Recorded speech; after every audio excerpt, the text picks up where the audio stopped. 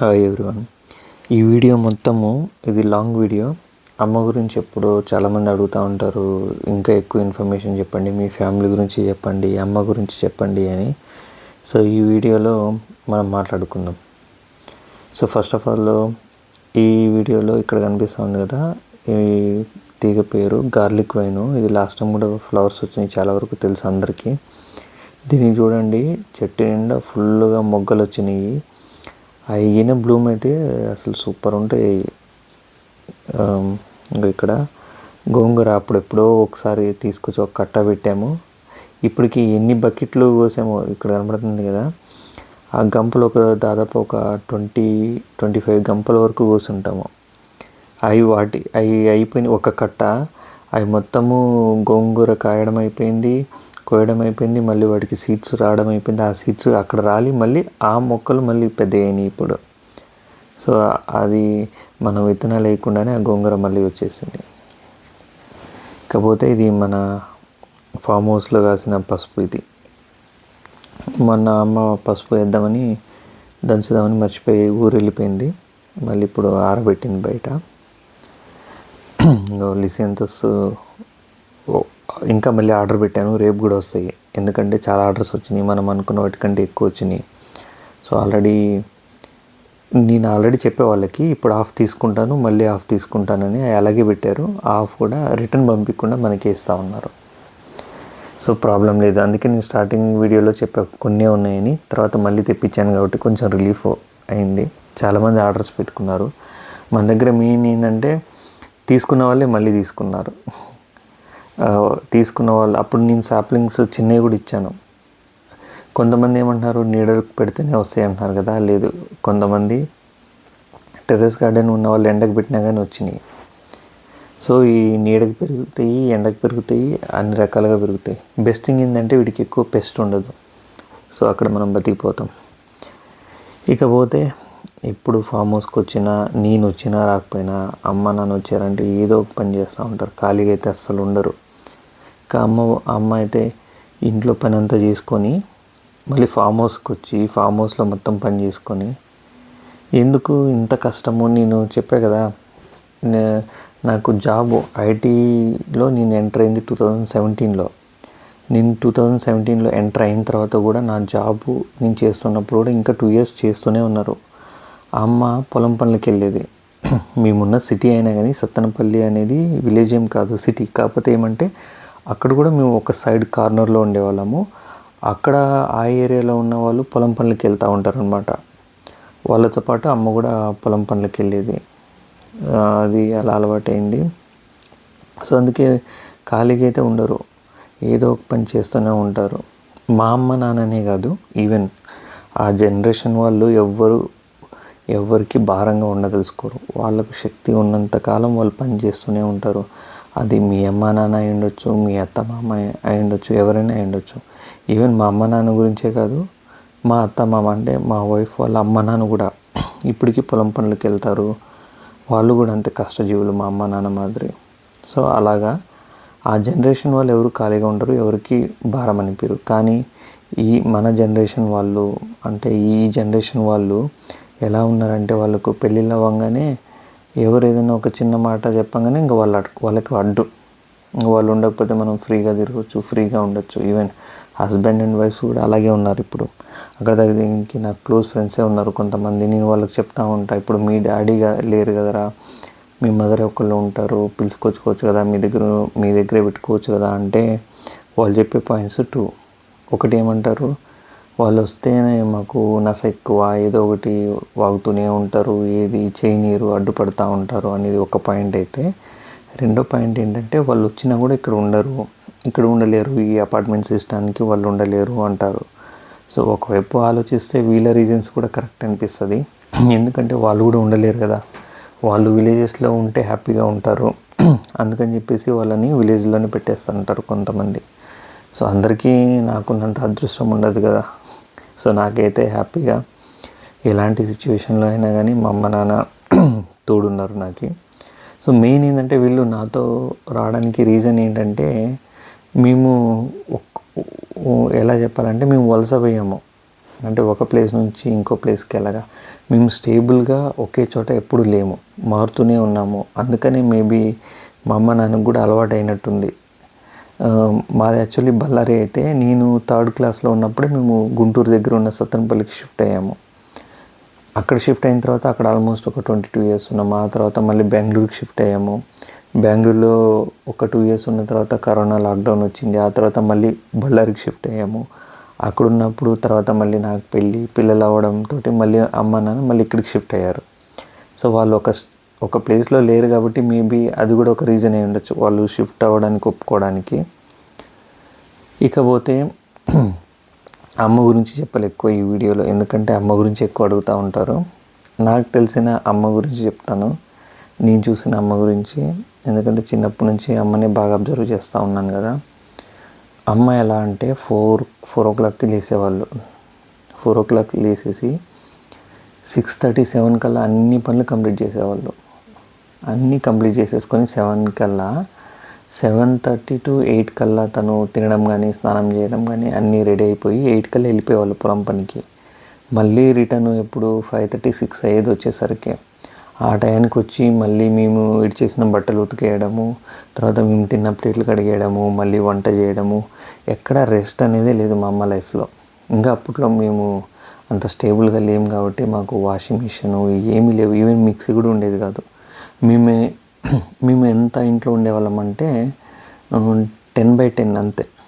10/10 ఇంట్లోనే నేను, మా అమ్మ, నాన్న, మా అన్న, మేము 4 members ఉండేవాళ్ళము. అంటే అంత చిన్న లైఫ్, అంత ఇరుకు లైఫ్లో నుంచి వచ్చాం కాబట్టి మేమందరము క్లోజ్గా పెరిగాము. అందరికీ ఒకళ్ళొకళ్ళు అంత క్లోజ్గా ఉంటాము. కష్టాలైనా సుఖాలైనా అందరూ కలిసే ఉన్నాము అన్ని సిచ్యువేషన్స్లో. అలా మా లైఫ్ అలా ఉండడం వల్ల మాకు బాగా క్లోజ్ అనమాట అమ్మ నాన్న. ఎంత మా నాన్న అయితే అసలు మా నాన్న అంటే చాలా భయం మాకు. మా నాన్న ఎలా అంటే అలా తిట్టేవాడు మమ్మల్ని. ఎలా తిట్టేవాడు అంటే ఒక్కోసారి అంత బాధ అనిపించేది. అమ్మ సపోర్ట్ చేసినా కూడా అంటే ఇంకా తెలిసిందే కదా, అందరూ అమ్మలు సపోర్ట్ చేస్తూ ఉంటారు నాన్న తిడుతూ ఉంటే. బట్ ఎప్పటికీ కూడా మా నాన్న ఎంత తిట్టినా ఏది చేసినా కానీ మేము స్టేబుల్గా అవ్వడానికి మా లైఫ్లో మేము ఒక స్టేజ్కి వెళ్ళాలి, మంచిగా ఎదగాలన్న ఉద్దేశంతో అన్నాడే కానీ మా మీద కోపం ఎప్పుడూ లేదు. ఒకవేళ మా నాన్నకి అలాంటి ఉద్దేశం ఉంటే ఈరోజు మాతో పాటు ఉండేవాడు కాదు. ఎలాంటి సిచ్యువేషన్ అయినా కానీ మా నాన్నకి హెల్త్ బాగుండదు, ఎవ్రీ మంత్ చెకప్కి వెళ్తూ ఉంటారు బళ్ళారికి. సో మా నాన్న రెగ్యులర్గా ఇక్కడ నుంచి వెళ్ళి రావడము అలా చేస్తూ ఉంటారు. ఎందుకంటే నా కోసం, మా అన్న కూడా ఇక్కడే ఉంటారు కాబట్టి మా కోసం వాళ్ళు షిఫ్ట్ అయ్యారు. వాళ్ళు ఏమంటారంటే ఇంకా మీరే కదా మాకు ఏదైనా కానీ, మీరు ఎక్కడుంటే మేము కూడా అక్కడే ఉంటాం అన్న ఉద్దేశంతో ఉంటారు. యాక్చువల్లీ నాకు పెళ్ళి ఇప్పుడు 2.5 years అయింది. నా పెళ్ళైన కొత్తలో అయితే వాళ్ళు బళ్ళారిలోనే ఉన్నారు. ఇంకా నాకు కొత్తగా పెళ్ళైంది కదా, ఎందుకు ఇక్కడ మాతో పాటు ఉండడం అని. ఆ తర్వాత ఇంకా తెలిసిందే కదా, మ్యారేజ్ లైఫ్లో కొన్ని గొడవలు, అపార్థాలు ఇలాంటివన్నీ. సో అవి ఒక పీక్ స్టేజ్కి వెళ్ళిపోయినాయి నా మ్యారేజ్ లైఫ్లో. సో వాళ్ళు ఇలా అయితే ఇంకా చాలా డ్యామేజ్ అవుతుంది అని చెప్పేసి వాళ్ళు షిఫ్ట్ అయిపోయారు బెంగళూరుకి. సో నేను చెప్పేది ఏంటంటే, మా అమ్మ నాన్న వచ్చిన తర్వాత అంతకుముందు తలనొప్పులు ఏవి లేవు నాకు. మంచిగా ఉన్నాం నేను నా వైఫ్. అప్పుడు అనిపించింది మా లైఫ్ లాగే చాలామంది లైఫ్లో ఏంటంటే పెళ్ళైన కొత్తలో అనుకుంటారు పేరెంట్స్ వాళ్ళకి దూరంగా ఉండాలి, వాళ్ళు ఎంజాయ్ చేస్తారు అది ఇదని. తొక్క తోలు ఏం కాదండి. ఎప్పుడైతే పెద్దవాళ్ళు దూరంగా ఉంటారో, మాకు పెళ్ళైన కొత్తలో వాళ్ళకి చెప్పేవాళ్ళు ఎవరు ఉండరు. చిన్న దానికి గొడవలు పడ్డము అలా ఉండడం వల్ల ఏమవుతుందంటే చాలా గొడవలు అయ్యి విడిపోయే వాళ్ళు ఎక్కువ మంది ఉన్నారు. అలా నా ఫ్రెండ్స్లో చాలామంది విడిపోయిన వాళ్ళు ఉన్నారు. అందుకని పేరెంట్స్ కూడా, మీరు కూడా మీ పిల్లల భవిష్యత్తు గురించి ఆలోచించి వాళ్ళ దగ్గర ఉండడం బెటర్ అని నేను అనుకుంటున్నాను. మేబీ అందరి సిచ్యువేషన్స్ ఒకేలా ఉండవు. సో నేను దానిపైన అయితే కామెంట్ చేయదలుచుకోవాలా. ఓన్లీ మా జీవితంలో ఏం జరిగిందో మాత్రమే చెప్పగలుగుతున్నాను అంతే. ఇంకా మళ్ళీ బ్యాక్ టు అమ్మ. సో అలా అమ్మ ఫస్ట్ నుంచి కష్టపడుతుంది కాబట్టి తనకి ఇప్పుడు నేను ఎంత చెప్పినా కానీ ఊరుకో మా అన్న కానీ ఉండరు. ఇప్పుడు చూడండి, ఈవెన్ ఈ గడ్డి ఇదంతా తీస్తారు కదా, నేను చెప్పే వాళ్ళకి ఒక 2 కూలీలను పెట్టుకొని చేయిద్దామా అంటే లేదు. మళ్ళీ ఒక కూలీ వాళ్ళకి డబ్బులు ఇవ్వడం ఎందుకు, మనమే అందరు కలిసి చేసుకుందాము, మేమే రోజు వస్తాం కదా, అప్పుడు కొంచెం చేస్తాము అవసరం లేదని చెప్పేసి ఇంకా వాళ్ళు చేస్తూ ఉన్నారు. వాళ్ళు చేస్తూ ఉంటే నేను చూడలేక మధ్యలో అప్పుడప్పుడు చేస్తూ ఉంటాను. సో అదొక స్టోరీ. అలా ఈరోజు పనులన్నీ అలా జరిగిపోతూ ఉన్నాయి. చాలా వరకు అడిగిన కామెంట్స్ ఏంటంటే మీ స్లాంగ్ డిఫరెంట్గా ఉందని. అది అఫ్కోర్స్ డిఫరెంట్గానే ఉంటుంది, ఎందుకంటే మా అన్నీ మిక్స్ అయిపోయినాయి. బళ్ళారి, ఆంధ్ర, బెంగళూరు ఇవన్నీ ఉండడం వల్ల మా స్లాంగ్ అన్నీ మిక్స్ అయిపోయి ఉంటాయి. సో అసలు మేము బళ్ళారి నుంచి ఆంధ్రాకి ఎందుకు వెళ్ళాల్సి వచ్చిందంటే బంధువులు, గొడవలు ఇవన్నీ అవ్వడం వల్ల, కొన్ని ఫ్యామిలీ ప్రాబ్లమ్స్ ఉండడం వల్ల మా నాన్న మేమున్న ఊరు వదిలి దూరంగా వెళ్ళాలని చెప్పేసి మా నాన్న నిర్ణయం చేసుకొని కట్టుబట్టలతోటి మా నాన్న, మా అమ్మ, నేను, మా అన్న మేమందరూ దూరంగా ఉండాలని చెప్పేసి ఆంధ్రాకి చాలా దూరం వెళ్ళిపోయాము. అక్కడ ఆల్మోస్ట్ ఒక 22 ఇయర్స్ ఉన్నాము.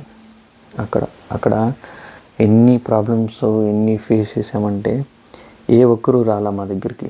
మమ్మల్ని మేము బతుకున్నామా పోయామా అని చూసిన వాళ్ళు ఎవరు లేరు. ఈరోజు మేము సెటిల్ అయ్యేసరికి అందరూ మా వాళ్ళు ఆ ఫంక్షన్కి రండి, ఈ ఫంక్షన్కి రండి అని పిలుస్తారే కానీ ఒకప్పుడైతే మమ్మల్ని చూసిన వాళ్ళు ఎవరు లేరు. ఒకవేళ ఈవెన్ మేము ఈ పొజిషన్లో లేకపోయింటే మేము ఉన్నామా పోయామా అని కూడా ఎవరికి తెలిసేది కాదు. అలా ఉన్నారు. అఫ్కోర్స్ కొంతమంది మంచి వాళ్ళు ఉన్నారు, లైక్ మా పిన్ని వాళ్ళు అయితే ఎవ్రీ సమ్మర్కి వచ్చేవాళ్ళు మా ఇంటికి. సో వాళ్ళ గురించి నేనేమి బ్యాడ్గా తెలుసుకోవాలి, ఎందుకంటే మా పిన్ని వాళ్ళు అంటే నాకు చాలా ఇష్టము. వాళ్ళు మా కష్టాల్లో ప్రతి దాంట్లో తోడున్నారు. సో మా పిన్ని వాళ్ళు తప్ప ఇంకా నేను అందరినీ, నాకేం భయం లేదు, అందరి గురించి చెప్పగలుగుతాను. మా ఊరు ఉంది కదా, అందరూ సొంత ఊరు గురించి గొప్పగా చెప్తూ ఉంటారు. నాకైతే మా ఊరు అంటేనే అసలు నచ్చదు. ఇంకా నా జీవితంలో మా ఊరికి ఎప్పుడు వెళ్ళదలుచుకోలేదు కూడా, ఎందుకంటే అలాంటి సంఘటనలు జరిగినాయి నా లైఫ్లో. ఏదో అంటారు కదా, డబ్బులు ఉంటేనే మనుషులు, లేదంటే లేరు. అలాంటి వాళ్ళ గురించి అసలు పట్టించుకోదలుచుకోలేదు, నాకు అనవసరం కూడా. అలా చాలా కష్టాలు పడాల్సి వచ్చింది. ఆ తర్వాత నేను ఎగ్జాంపుల్ చెప్తాను మా ఊరు గురించి. మేము ఏ స్టేజ్లో ఉన్నామంటే మా ఊర్లో మాకు మంచిగా పొలం ఉండేది. మా నాన్న వ్యవసాయం చేసేవాడు. అప్పుడు మంచిగా మాకు కోతకు వస్తుంది కదా, కోతకు వచ్చే టయానికి మా బంధువులే, మా వాళ్ళే మాకు నీళ్ళు ఇవ్వకుండా ఆపేశారు. చేతికి వచ్చిన పంట అంతా వేస్ట్ అయిపోయింది. ఏది అసలు పనికి రాకుండా పోయింది. ఆ తర్వాత మా నాన్న వాళ్ళతో గొడవలు పడ్డాము. ఇది ఇంకా ఆ తర్వాత మా బంధువులందరూ మమ్మల్ని ఒక రకంగా వెలివేయడం అనమాట. ఇంకెవరు మాట్లాడేవాళ్ళు కాదు. మా చుట్టుపక్కలంతా బంధువులే, కానీ ఎవరు మాతో మాట్లాడరు. ఎలా ఉండేదంటే ఒక్కోసారి ఎలా ఏడ్చిన రోజులు ఎలా ఉన్నాయంటే, మాకు అంత అర్థం చేసుకునే సిచ్యువేషన్ కాదు ఆ ఏజ్లో. మాకేమో ఆకలేసేది.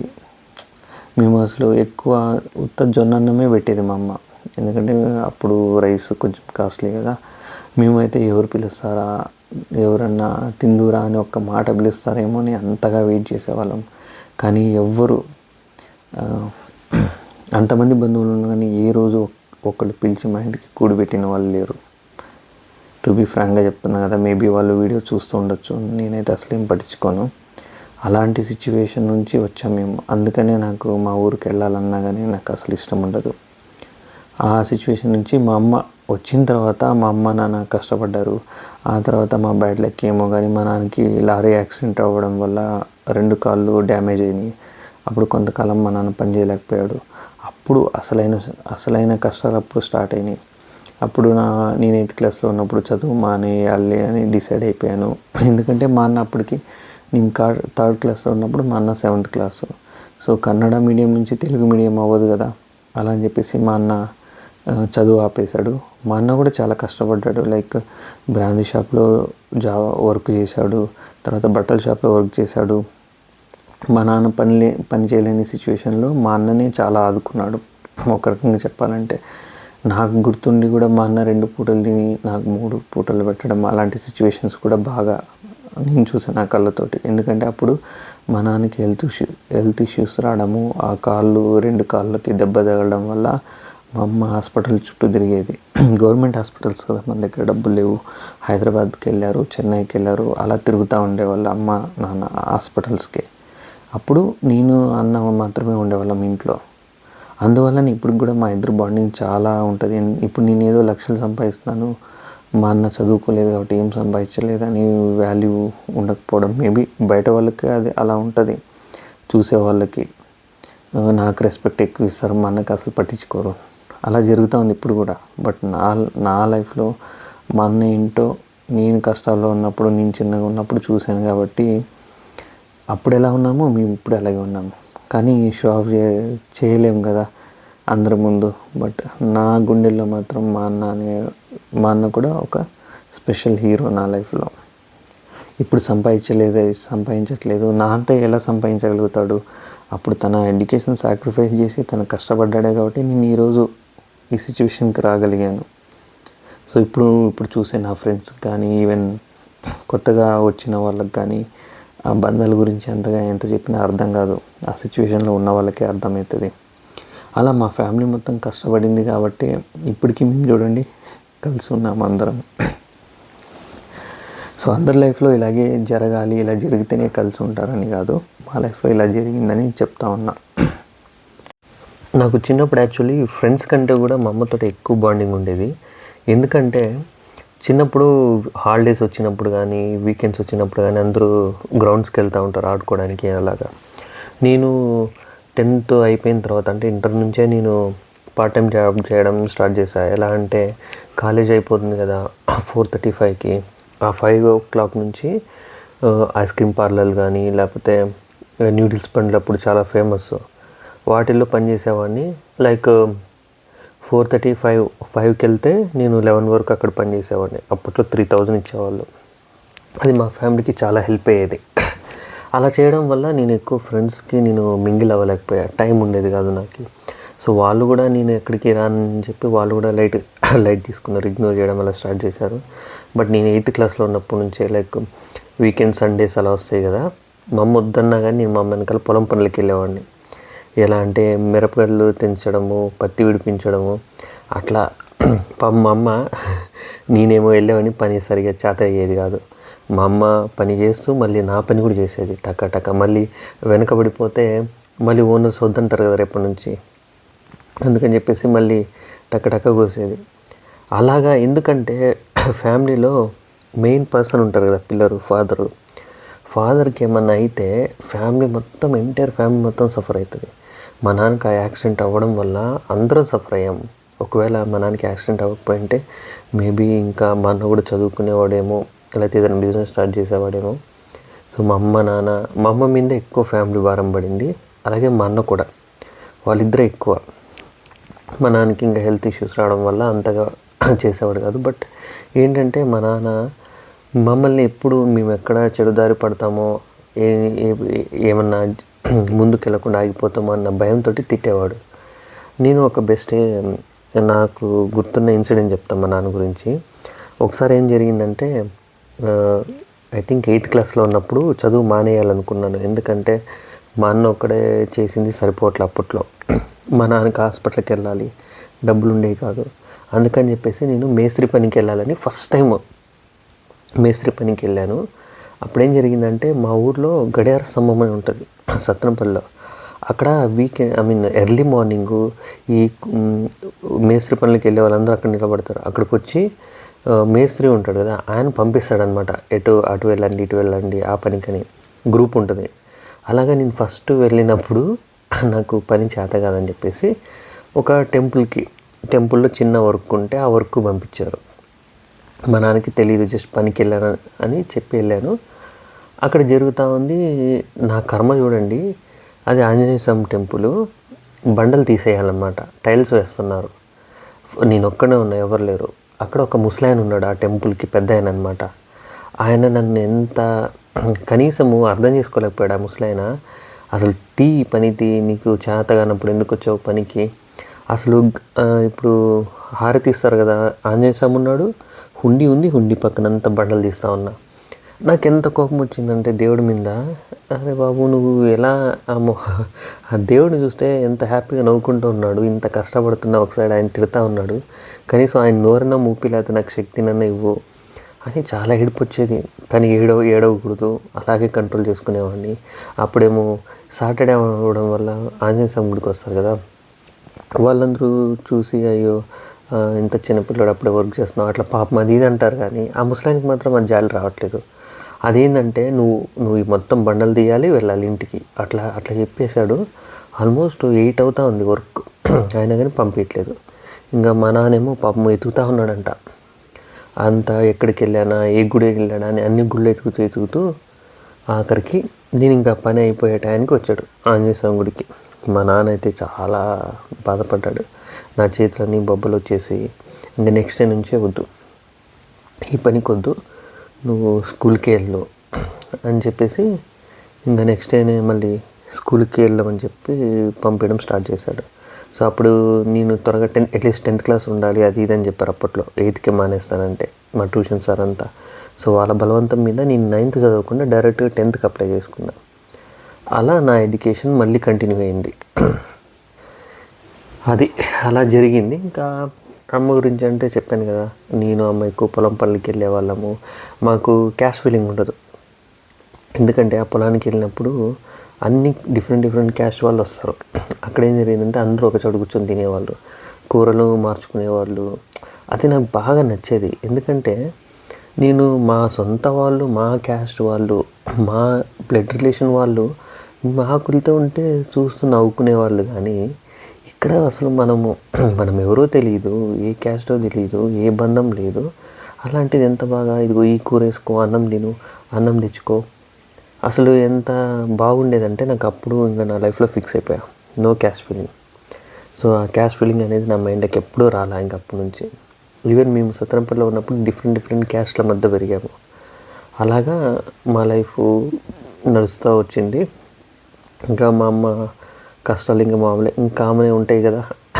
అలా అందుకని అప్పటి నుంచి ఇప్పటికీ మా అమ్మకి కష్టము అనేది అదొక అలవాటు అయిపోయింది. రెగ్యులర్ డే వర్క్ అదే డే రొటీన్స్ ఉంటాయి కదా, డైలీ రొటీన్స్ అయిపోయినాయి. సో ఆమెకి చూస్తూ ఉన్నాం కదా, మేము ముగ్గురం మగపిల్లలు, మేము మా నాన్న, మా అన్న, నేను, ఆడపిల్ల లేరు. అలాగే కష్టపడేది మా అమ్మ పాపం. అన్నీ వచ్చి తనే అన్నీ చేసుకునేది. ఎప్పుడు నాకు భారం అనేది చూడండి. మా నాన్నకి అంత సిచ్యువేషన్ వచ్చినా కానీ మా అమ్మ వదిలిపెట్టలేదు. ఎంతైనా నా పిల్లలు, నా భర్త, మా నాన్న ఆస్తులన్నీ వదిలేసుకొని వచ్చినా కానీ మా అమ్మ తోడొచ్చింది మా నాన్నకి. సో అది మెయిన్ థింగ్. ఇప్పుడు చెప్తున్నాను కదా, ఇక్కడ మా ఫ్రెండ్స్ కానీ కొంతమంది లైఫ్ల దగ్గర నుంచి చూస్తున్నాను. ఒకళ్ళకింది నా లైఫ్ అయినా కానీ ఏదైనా కానీ వైఫ్ అనేవాళ్ళు వచ్చిన తర్వాత ఇది నా ఫ్యామిలీ, నువ్వు అసలు ప్రతిదానికి నాకు చెప్పలేదు, నాకు చేయలేదు అంటే నువ్వు ప్రూవ్ చేసుకోవాలి. పెళ్ళి చేసుకోగానే నైట్కే అన్ని రైట్స్ రావు. నువ్వు నీ బిహేవియర్ బట్టి ఏదైనా కానీ నీ మీద నీకు రైట్స్ అనేది వస్తుంది. పెళ్ళి ఏదో తాళి కట్టంగానే నాకు అన్ని రైట్స్ ఉన్నాయి, వాళ్ళు ఉండకూడదు, వీళ్ళు ఉండకూడదు అని అసలు అనకూడదు ఎవరైనా కానీ. సో అలా చాలా గొడవలు జరిగాయి. ఇప్పుడు చాలామంది విడిపోయారు నాకు తెలిసిన వారికి. ఎందుకంటే ఒక వైఫ్ హస్బెండ్ గురించి ఎంత ఎక్స్పెక్ట్ చేస్తుందో అదే హస్బెండ్ కూడా వైఫ్ దగ్గర నుంచి అంతే ఎక్స్పెక్ట్ చేస్తాడు. ఫస్ట్ ఆఫ్ ఆల్ నువ్వు హస్బెండ్ని గెలవాలంటే నువ్వు ఫస్ట్ వాళ్ళ ఫ్యామిలీ మెంబర్స్ అందరినీ గెలవాలి. అది నాకు తెలిసింది నేను చెప్తున్నా, అది కరెక్ట్ వేనో కాదో తెలీదు. మా లైఫ్లో నేను చూసింది చెప్తా ఉన్నా. మా అమ్మ అంతా బాగుండేది, అలాగా అందరం బాగా కలిసి ఉండేవాళ్ళం. అలా ఉండగా మా లైఫ్లో ఒక పెద్ద సంఘటన జరిగింది. ఏమంటే నాకు ఇంకా డిగ్రీ అయిపోయిన తర్వాత నిమాన్స్లో కంప్యూటర్ స్టాఫ్ కింద జాబ్ వచ్చింది. వస్తే దానికి 3.5 lakh కట్టాలన్నారు, ఎందుకంటే సెంట్రల్ గవర్నమెంట్ అప్పట్లో. ఇంకా అప్పటికప్పుడు మా అమ్మ వాళ్ళేమో వద్దన్నారు. మా అన్న ఏం చేశాడు, వాళ్ళంతే అంటారు, మన ఫ్యామిలీలో నువ్వన్నా కనీసం సెట్ అవ్వాలి, చదువుకోవాలి, మంచి జాబ్లో ఉండాలి, మంచి పొజిషన్లో ఉండాలని చెప్పి అప్పట్లోనే 3.5 lakh 10 rupees ఇంట్రెస్ట్ తీసుకొచ్చాడు మా ఇంట్లో వాళ్ళకి చెప్పకుండా. అది కట్టాడు కూడా. అక్కడ ఏమైందంటే అది తెలిసిందే కదా, మోసాలు. మాకంటే ఎక్కువ డబ్బులు వేరే వాళ్ళు ఇస్తామన్నారని వాళ్ళకి ఇచ్చేశారు. డబ్బులు కూడా రిటర్న్ ఇవ్వాలి. దానికోసం కార్లు అడిగేలా తిరిగాము, మోసం జరిగింది, అది అయిపోయింది. అప్పుడు నేను డిసైడ్ అయ్యాను, ఇంటికి వెళ్తే జాబ్ తోటే వెళ్ళాలి అని. ఇదే బెంగళూరులో నేను నా దగ్గర డబ్బులు లేక టిన్ ఫ్యాక్టరీ దగ్గర ఒక లేక్ ఉంటుంది. ఆ లేక్ చుట్టూ ఒక రౌండ్ ఉంటుంది అన్న సర్కిల్ మాదిరి. అప్పుడు పొదలు ఉండేవి, కుర్జీలు ఉండేవి. ఆ కుర్జీల కింద బ్యాగ్ పెట్టి బట్టలు పెట్టుకొని 1 week 10 days అలాగా మా ఫ్రెండ్స్ వాళ్ళ పీజీకి వెళ్ళడం, స్నానం చేయడము, రావడము, ఒక ఎగ్ పఫ్, ఒక టీ తోటి అలా బతికాను. అలాగా అంత కష్టపడి జాబు తెచ్చుకున్నా. ఎందుకంటే అదే ఒకసారి మోసపోయాం కదా, మన ఫేస్ మన ఇంటికి వెళ్ళాలంటే యాక్చువల్లీ మోసపోయిన విషయం కూడా మా ఇంట్లో వాళ్ళకి చెప్పాల. ఇంకా మా అమ్మ ఏంటంటే మా అమ్మకి తెలిస్తే మా అమ్మ గోల్డ్ మొత్తము మెడలో ఉన్న తాళిబొట్టులు ఉంటుంది కదా, చెవులు అన్నీ తీసేసి ఇచ్చేసింది. ఇప్పటికి చూడండి, నేను ఇంత సంపాదించాను, బళ్ళార్లో ల్యాండ్ కొన్నా, ఇల్లు కట్టాను, బెంగళూరులో ల్యాండ్ కొన్నా, కార్లు కొన్నా, ఇప్పటికీ మా అమ్మ ఏ రోజు నాకు బంగారు కావాలి అని ఏ రోజు అడగలేదు. నేను ఎప్పుడు మా అమ్మకి ఏదైనా కొనిద్దామన్నా ఏదో ఒకటి జరుగుతూ ఉంది. నా పెళ్ళి జరిగింది, ఆ తర్వాత నా పెళ్ళి అయినా కానీ మా అమ్మ గోల్డ్ అడగల, మా అన్న పెళ్ళి అడిగినా కానీ గోల్డ్ అడగల. ఇలా ఉంటే మీరు ఏ వీడియోలో అన్నా చూడండి, మా అమ్మ దగ్గర మెడలో గోల్డ్ ఉండదు, అది రోల్డ్ గోల్డ్. సో ఇప్పటికైనా కానీ నేను మా అమ్మకి సర్ప్రైజ్గా తేవాలనుకుంటున్నాను. సూన్ అది ఒక సర్ప్రైజ్ ఉంది, మా అమ్మకి చెప్పకూడదు అనుకున్నా. అండ్ చెప్పాను కదా జాబ్ ఎలా వచ్చిందంటే, నేను నాతో పాటు కోర్స్ చేశాను. నేను అప్పుడు మా అన్న కోర్స్ కూడా డబ్బులకి 10 రూపీస్ అలా తెచ్చాడు వడ్డీ. మా అన్న ఆటో డ్రైవర్ అప్పట్లో. అంత కష్టపడి తీసుకొచ్చి 1,50,000 అయితే కోర్స్కి మా అన్న 50,000 కట్టగలిగాడు, రిమైనింగ్ కట్టలేదని చెప్పేసి వాళ్ళు వెళ్ళిపోమన్నారు ఇన్స్టిట్యూషన్ నుంచి. సో నేను బయటకు వచ్చిన తర్వాత నా యొక్క ఇన్స్టిట్యూషన్లో పరిచయమైన అబ్బాయికి జాబ్ వచ్చింది. వాడితో 1 మంత్ రెంట్ కట్టాడు పీజీలో. వాడితో పాటు ఉంటూ వాడు చుట్టే తిరిగేవాడిని. వాళ్ళ ల్యాప్టాప్లో వాడు ఆ రోజంతా ఏం చేశాడు, ఏం జరిగింది ఆఫీస్లో ఎన్ని కనుక్కొని ప్రిపేర్ అవుతూ ఉంటే నేను ఆల్మోస్ట్ ఒక 14 ఇంటర్వ్యూస్ ఫెయిల్ అయ్యాయి క్యాప్జెమినీకి. తర్వాత నాకు ఎక్సెంచర్లో జాబ్ రాగానే, అది కూడా ముంబై లొకేషన్. నా దగ్గర డబ్బులు లేవు, ఏమీ లేవు. అయినా కానీ ఏదేమైతే అయింది అని చెప్పేసి అలాగే వెళ్ళాను. ఒక 2 years ఉన్నాను. తర్వాత మళ్ళీ క్యాప్జెమినీకి వచ్చా, తర్వాత కాగ్నిజెంట్లో జాయిన్ అయ్యా, తర్వాత బోష్లో చేస్తా ఉన్నా. అలా 8 years ఎలా గడిచిపోయినా నాకే తెలియదు. ఇప్పుడు వెళ్ళి వెనక్కి తిరిగి చూస్తే మొత్తం ఏ స్టేజ్ నుంచి ఏ స్టేజ్కి వచ్చామా అన్నది ఆశ్చర్యం వేస్తూ ఉంది నాకే. దీనంతటికీ కారణము స్ట్రాంగ్గా మా అమ్మ, మా అన్న, ప్లస్ నేను ఐటీ జాబ్ వచ్చిన తర్వాత కూడా కొన్ని మిస్టేక్స్ చేశాను. రాంగ్ ఇన్వెస్ట్మెంట్ పెట్టాను. ఆల్మోస్ట్ ఒక 40 lakhs అప్ అయిన తర్వాత ఈ లాక్డౌన్ వల్ల అంతా లాస్ వచ్చింది. కార్లు తీసుకొని ఓవర్లాక్ ట్రై చేద్దాం అనుకున్నాము. అవన్నీ లాస్ రావడం వల్ల ఒక డిప్రెషన్కి వెళ్ళి ఒక సూసైడ్ స్టేజ్కి వెళ్తే మా ఫ్రెండ్ గాడు హర్ష గాడు సేవ్ చేశాడు. వాడు చెప్పిన ప్లాన్ వింటూ, వాడు అసలు మాకు ఎలాంటి బ్యాడ్ హ్యాబిట్స్ ఉండవు. వాడు నన్ను తాగనీడు, స్మోక్ చేయనీడు, అంటే నేను చేస్తానని కాదు, ఆ థాట్సే రానీడు నాకు. అలాంటి బెస్ట్ ఫ్రెండ్షిప్ మా హర్ష గాడు తినాలి. వాడు నా లైఫ్లోకి ఎంటర్ అయిన తర్వాత మళ్ళీ నా సేవింగ్స్ పోయినవన్నీ మళ్ళీ ఒక ప్లాన్డ్గా ప్రతిదీ ప్లాన్ చేసుకుంటూ సేవ్ చేసుకుంటూ వచ్చాం. సో అలా నా లైఫ్ ఇలా సక్సెస్ఫుల్గా ఇక్కడ దాకా వచ్చింది. అందుకనే మా అమ్మ నాన్నకి అంత ఇంపార్టెన్స్ ఇస్తా, ఈవెన్ మా అన్నకు కూడా అంత ఇంపార్టెన్స్ ఇస్తా. వేరే వాడు ఎవడో ఇంపార్టెన్స్ ఇవ్వలేదని నాకేం బాధ లేదు. ఎందుకంటే మా ఫ్యామిలీ గురించి నాకు తెలుసు. అరే ఎప్పుడు పిల్లాన్ని వదిలేసి తల్లి వెనకాల తిరుగుతావు అంటే, నేనేం ఎక్కడికి తీసుకెళ్ళాను మా అమ్మని? ఏమన్నా పబ్బుకి తీసుకెళ్ళానా, రెస్టారెంట్కి తీసుకెళ్ళానా? మా ఫామ్ హౌస్కి మేము వస్తున్నాము. ఇప్పుడు మా వైఫ్కి ఇంట్రెస్ట్ ఉండదు ఫామ్ హౌస్ అంటే. తను విలేజ్ అమ్మాయి అయినా కానీ తను సిటీ లైఫ్ కోరుకుంటా ఉంది. అందుకని నేను తను ఎప్పుడు ఫోర్స్ చేయను, వీడియోలో కూడా ఇన్వాల్వ్ చేయను. సో తనకి రెస్పెక్ట్ ఇచ్చి తన ఫ్రీడమ్ని తనకి ఇచ్చేస్తాం. సో మేము మా అమ్మ నాన్న మేము చేసుకుంటూ ఉంటాం. అంటే ఒక హస్బెండ్గా నాకు ఉంటుంది కదా, నా పిల్లలకి ఒక మంచి ఆరోగ్యకరమైన ఆహారం ఇవ్వాలని. సో ఆ వేలో మేము ఈ గార్డెనింగ్ స్టార్ట్ చేసాము. ఇలా కంటిన్యూ అవుతూ ఉంది. మా అమ్మ నాన్న లేకపోతే మేబీ నేను చేయలేకపోయానేమో. సో ఏదైనా కానీ, మీరైనా కానీ, మీ పేరెంట్స్ ఒకవేళ మీ దగ్గర ఉండకపోయినా పర్లేదు, మన కోసం చాలా కష్టపడి ఉంటారు వాళ్ళని ఎప్పటికీ వదిలేయకండి. అట్లీస్ట్ మీ ఊళ్ళో ఉంటే అప్పుడప్పుడు మంత్లీ వన్స్ అయినా కానీ వెళ్ళి చూసిరండి. ఇదే మనకు లైఫ్ కాదు.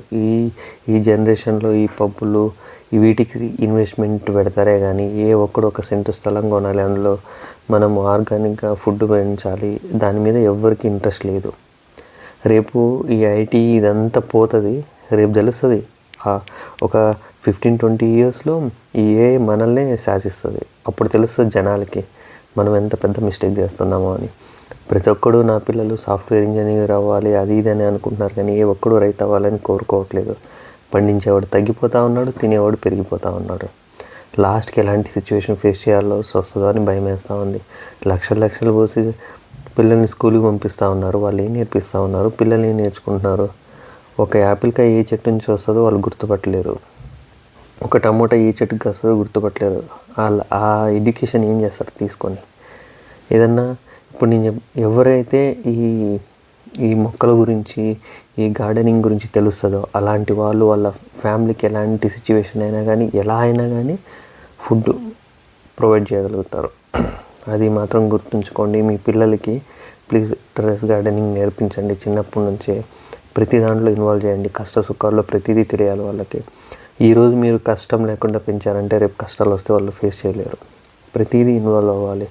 ఏదో కష్టం అంటే రాళ్ళు మూయమని కాదు, మీరు పడే బాధలు వాళ్ళకి తెలియాలి. చాలామంది అయ్యో మేము పడే కష్టాలు మా పిల్లలకి తెలియకూడదు అనుకుంటూ ఉంటారు. అది కరెక్ట్వే కాదు. ఎలాంటి కష్టమైనా కానీ మీ పిల్లలకి తెలిసేలాగా చేయండి. రేపటి రోజు వాళ్ళకి అలాంటి కష్టాలు వచ్చినప్పుడు ఈ రిఫరెన్స్గా తీసుకుంటారు, ఎలా సేవ్ అవ్వాలి ఇలాంటి సిచ్యువేషన్లో నుంచి అనేది వాళ్ళకి తెలుస్తుంది. సో నేను ఈ వీడియోలో ఎవరిని ఉద్దేశించి చేసింది కాదు, ఎవరిని బాధ పెట్టాలని కాదు. సో ఇది నా లైఫ్లో జరిగిన మ్యాటర్స్ నేను చెప్పాను. చాలామంది అడిగారు మీ ఫ్యామిలీ గురించి చెప్పండి బ్రో, అమ్మ గురించి చెప్పండి అని. సో వాళ్ళ కోసమే ఈ వీడియో పెట్టాను అంతే. సో మీ సజెషన్స్ ఏమైనా ఉంటే కామెంట్స్ ద్వారా చెప్పండి. ఒకవేళ నేను ఏమైనా ఏ విషయంలో అయినా రాంగ్గా మాట్లాడుంటే సారీ, తప్పుగా ఏమనుకోకండి. నా విషయంలో నా లైఫ్లో జరిగింది మాత్రమే చెప్పాను. ఒకరిని ఉద్దేశించి కాదు, ఒకరిని ఏదో ఇబ్బంది పెట్టాలి, వాళ్ళని బాధ పెట్టాలని కాదు. సో మిగిలిన అడిగారు కదా చాలామంది, మిగిలిన ఈ వీడియో నచ్చితే కింద మీ కామెంట్స్ ద్వారా చెప్పండి. ఒకవేళ నేను ఏమైనా మిస్టేక్గా మాట్లాడి ఉంటే కానీ ఇంకా ఏమైనా చేంజ్ చేసేసుకోవాలని ఉంటే కానీ చెప్పండి. మీ కామెంట్స్ చాలా వరకు వాల్యుబుల్ అండి. ఈ మధ్య కామెంట్స్ ద్వారానే మేము చాలా నేర్చుకోగలిగాము. So thank you everyone. Subscribe చేసుకుని మా వీడియోస్ చూస్తున్న ప్రతి ఒక్కరికి చాలా థ్యాంక్స్ అండి. ఉంటా అండి, బాయ్.